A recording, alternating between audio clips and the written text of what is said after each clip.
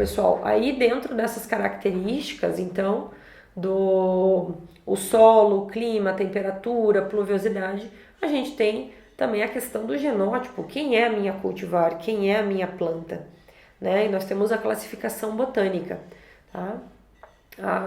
A videira, né? A classe dela a gente chama de Magnoliopsida, ordem Raminalis, família Vitácea ou Ampelidácea, tá? Ela compreende em torno de 700 espécies distribuídas em 15 gêneros. Tá? O gênero Vitis, né? Que é o que nós mais conhecemos aí. E aí dentro desse gênero temos o subgênero. Temos as muscadíneas com características de 40 cromossomos, com exemplo de espécies. Vitis rotundifolia, Vitis mussoniana e Vitis popponoi. Tá? Aí nós temos o subgênero Euvitis, que teriam 38 cromossomos, dentre elas as espécies Vitis labrusca, Vitis riparia, Vitis rupestris, Vitis vinifera. Olha aí a palavrinha, né?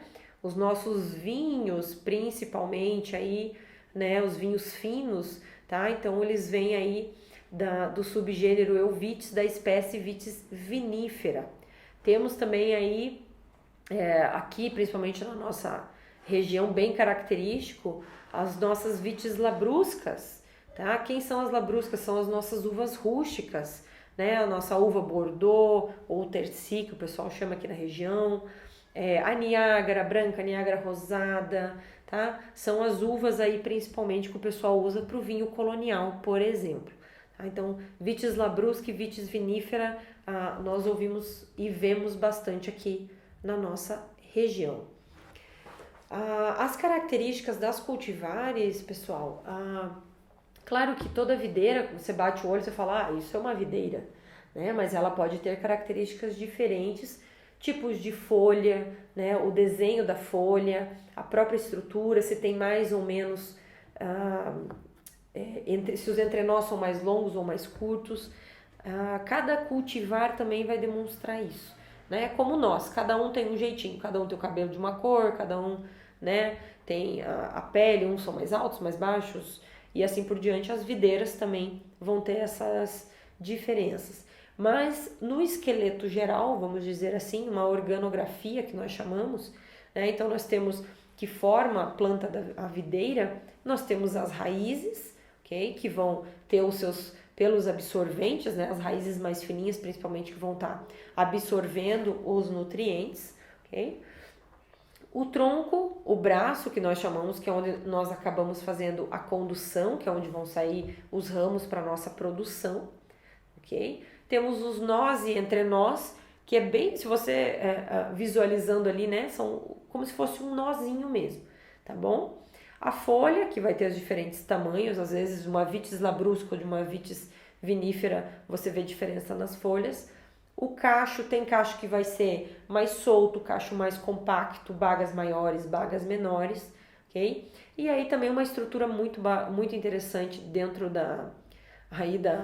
que a natureza criou, que são as gavinhas, né? Elas auxiliam aí a videira a se segurar, é um suporte.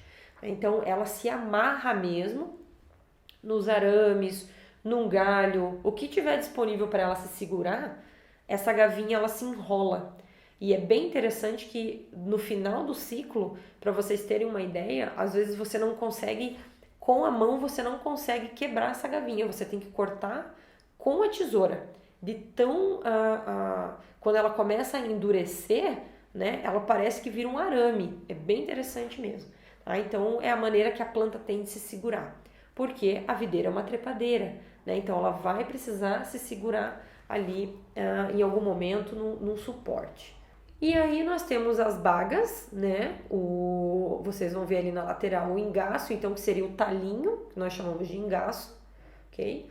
E aí ele é esse próprio talinho, ele é um indicador também quando as uvas estão amadurecendo, ele começa a mudar a coloração, né? Então a planta vai dizendo pra gente os momentos, o momento fenológico em que ela está, ou o grau de amadurecimento também.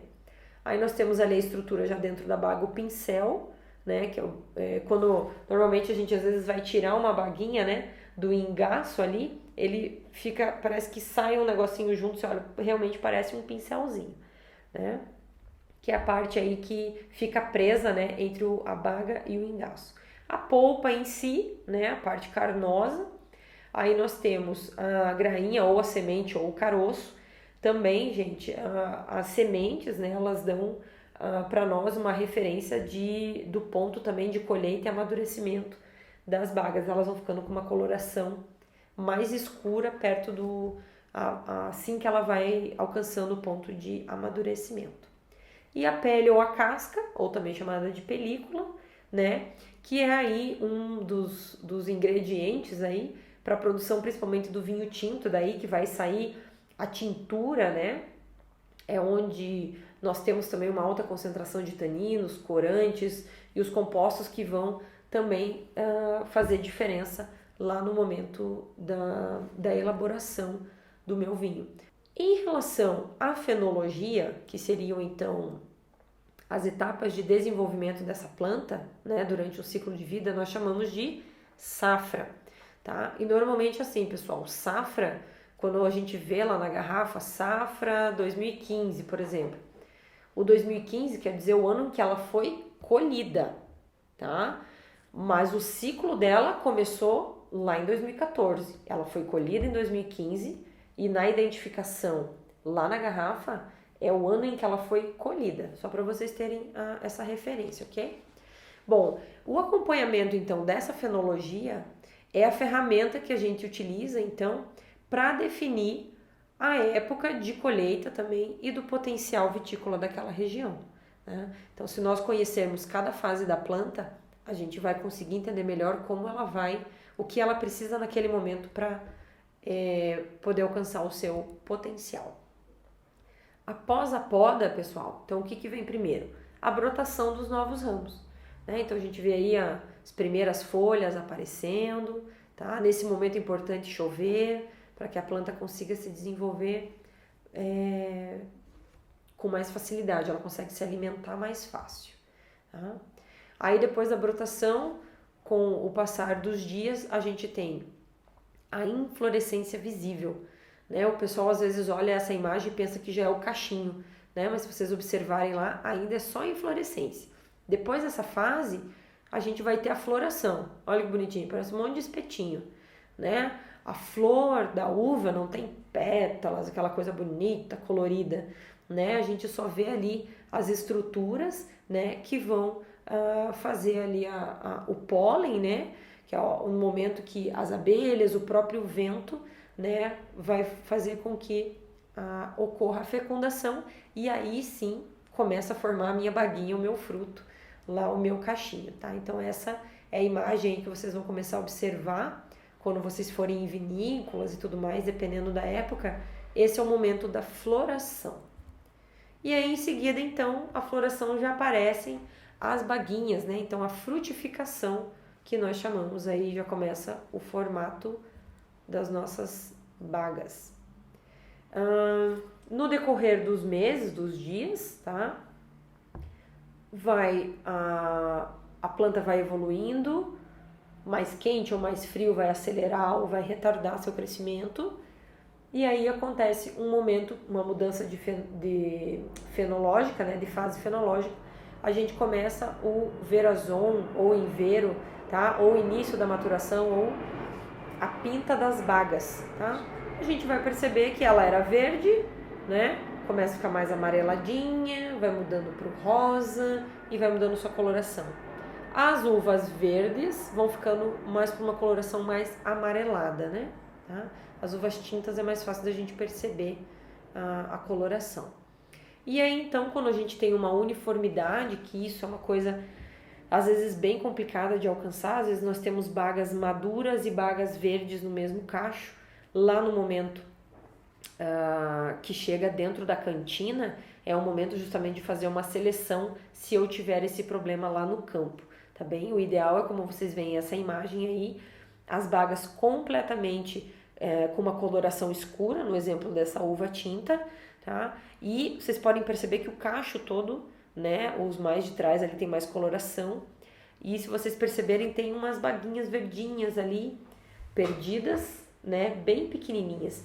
Então, por exemplo, numa seleção no momento da colheita, esse é o momento, por exemplo, que o meu colaborador ali, a pessoa que está trabalhando comigo, antes de pôr aquela baga na caixa, ele já está com a tesourinha na mão. Nesse momento ele já pode fazer uma seleção e tirar essas baguinhas que não são interessantes para a gente lá quando chegar na cantina. E aí, dependendo de cada cantina, de cada vinícola, enfim, né, da agroindústria, ela vai passar por seleções mais detalhadas também. O enólogo vai determinar, às vezes, de acordo com o ponto de colheita daquele cacho, em que lote as bagas, né, os cachos vão entrar, né? Então, esse é o momento, gente, a maturação, a colheita, é o momento de determinar que tipo de vinho também. Às vezes, lá no início, eu queria um tipo de vinho. De acordo com o que foi acontecendo o ciclo todo, às vezes a gente não tem, né, exatamente como nós queríamos. E aí, então, se redefine ou se redireciona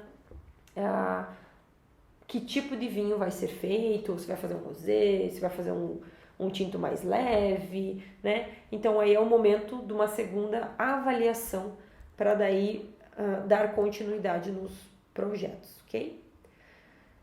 Terminou a colheita, entramos no nosso repouso vegetativo de novo. Então, a minha planta vai dormir novamente e dali 3 a 4 meses começa, a partir da poda, o meu ciclo novamente. Na nossa região aqui, gente, tá? Nós temos um ciclo por ano. Regiões mais quentes, lá no Vale do São Francisco, por exemplo, né? Não precisa ir tão longe, Minas, Goiás ali, o pessoal já consegue fazer duas safras e meia por ano, tá? De acordo com estresse hídricos e novas podas, eles aceleram que a planta entre de novo num novo ciclo, tá bem? Mas na nossa região, como nós temos geadas e a planta precisa de frio durante o inverno para que ela, dentro da fisiologia dela, entenda que depois de um certo acúmulo de frio, ela tem que acordar, tá? Então, na nossa região, nós seguimos, vamos dizer assim, o normal da videira, que seria um ciclo por ano, tá bem? As variedades, né, dentro do genótipo ali que nós falamos também, nós vamos ter grupos aí de americanas e híbridas, né? As híbridas aí são os cruzamentos da labrusca com a vinífera, também, e também às vezes com algumas outras subgêneros lá, né, as espécies, e as europeias também. Então nós vamos ter vinho e mesa de alta qualidade no caso das vites viníferas, tá? Então ali nós temos exemplo de uva de mesa, uva para suco, uva para vinho. Às vezes uma mesma cultivar eu consigo utilizar para as três coisas. Normalmente as uvas da linha, né, ou da espécie das labruscas, das rústicas, acabam tendo essas várias aptidões. Já as europeias, normalmente, maioria, né, hoje, apesar de estarem surgindo aí geleia de Cabernet, geleia de Chardonnay e tudo mais, mas elas são, a aptidão delas, tá, é justamente para o vinho, específicas para vinho, tá bem? Problemas que nós encontramos, pessoal, durante esse ciclo todo, tá? E o que, né, também já temos como solução. Nós tivemos aí um divisor de águas, né, para a produção, justamente quando a gente tem problemas fitossanitários, problemas com pragas, né? E tivemos, então, o manejo da enxertia nesse momento, tá? Por quê? Nós tivemos duas pragas muito importantes. A filoxera, tá? São 2 insetos, tá, pessoal? Então, vocês podem ver aí nas folhas, elas formam umas bolhas, umas verrugas, né? No caso da filoxera. Ela foi aí uma das pragas que dizimou, né, vinhedos no mundo todo, tá? Então, o grande medo aí, hoje nós conseguimos controlar, nós temos produtos químicos, o principal fator são mudas de qualidade, isso é essencial. Eu quero montar meu vinhedo, solo, preparo o solo, manejo o solo, e aí eu vou escolher minha cultivar. Escolhi minha cultivar, muda de qualidade. Eu vou garantir que eu não tenho virose, eu não tenho problema fitossanitário, eu não estou trazendo nenhum inseto ou nenhuma doença nessa muda. É de extrema importância, pessoal, adquirir essas mudas em viveiros certificados, tá? É uma garantia para vocês, para o produtor, para todo mundo, né? Para não estar simplesmente dali depois de uns anos você perder o vinhedo todo. Né? Um vinhedo, para iniciar a produção do meu vinhedo, eu preciso de pelo menos 3 anos. A minha planta vai começar a me mostrar mais ou menos a média do potencial dela pelos 15 anos e assim sucessivamente. Então não tem como simplesmente eu comprar uma muda e dali 15 anos perder tudo. Né? Então isso é muito, muito sério e muito importante. Tá? A filoxera apareceu ali no final do século XIX, né? E aí ela foi uma praga originária dos Estados Unidos, devastou lá os vinhedos na Europa, tá? A solução então hoje é enxertar vitiviníferas em espécies silvestres resistentes ao ataque desse inseto e hoje já temos controle químico, tá? Outra praga que é um problema seríssimo aqui do Brasil principalmente, que foi a pérola da terra, né? Então quando a planta vai definhando, vai murchando, quando a gente visualiza, arranca essa planta, lá nas raízes dela a gente vê essas bolinhas que realmente parecem pérolas, por isso o termo. Tá? A pérola, gente, ela é uma cochonilha de solo.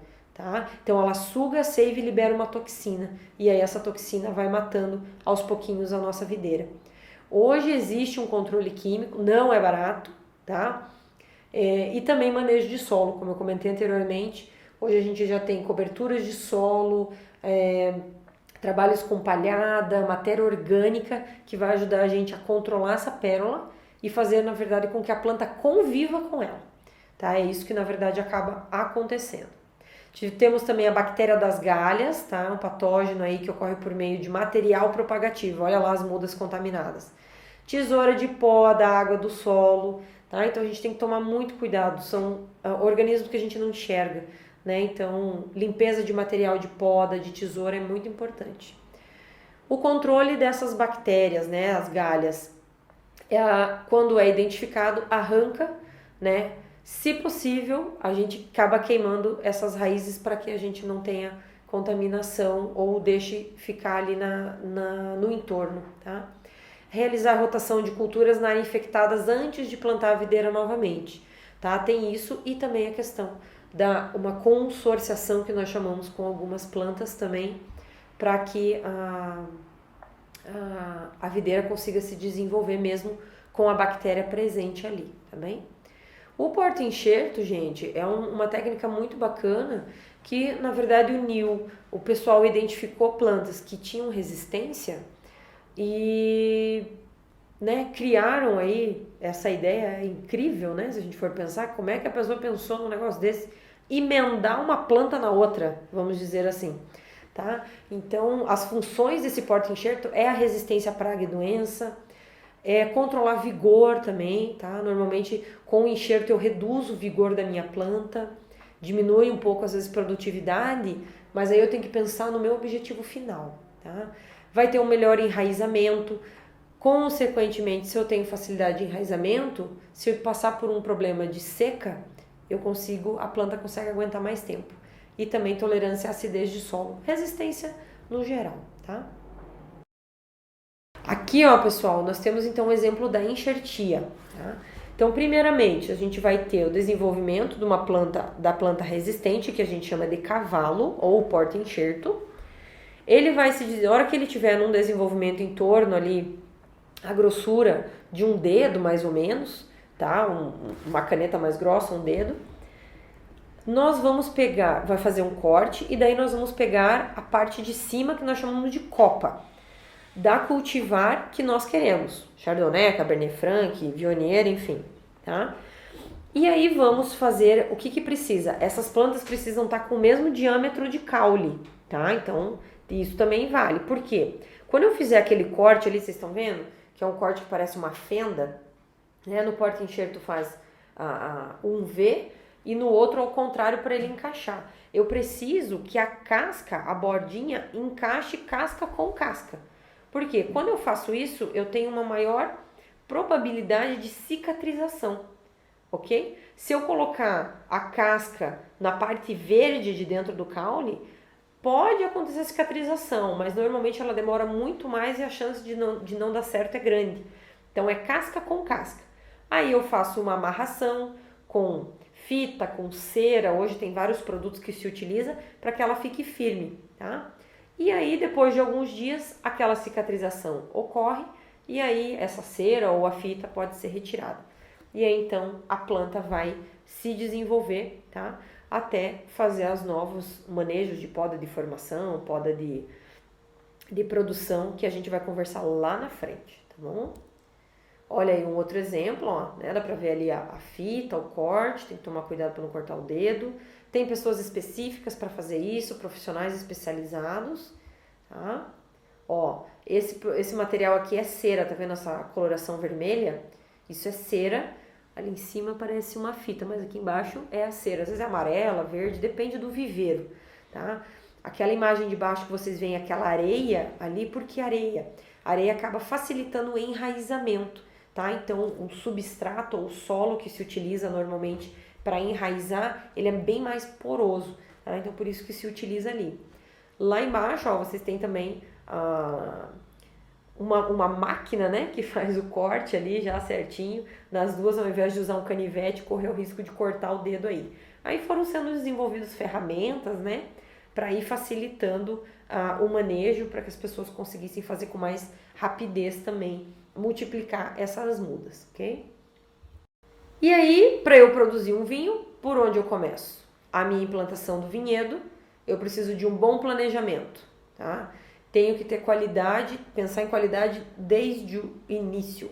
Então, antes de implantar, eu vou avaliar o meu local, eu vou avaliar as características edafoclimáticas desse local, que sistema de condução eu vou utilizar, que combinação de variedade porta-enxerto, normalmente isso o viveiro já vai trazer para você, e qual tipo de vinho seria possível produzir nessa condição.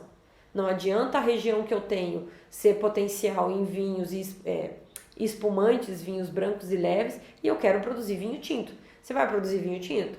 Vai produzir, mas às vezes não vai chegar aquele potencial extremo. Então, às vezes é mais interessante você focar num espumante. Você vai ter muito mais sucesso nesse sentido, né?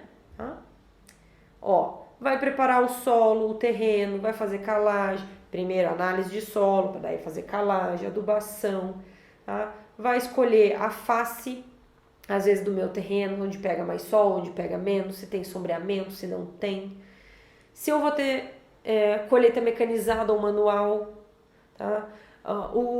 Se a drenagem do meu solo é maior ou menor, eu vou ter que colocar irrigação, não vou ter que pôr irrigação. Se chove bastante, provavelmente não vou precisar, tá? Normalmente escolhe-se também a face norte, norte-sul, que eles dizem ali, por quê, gente?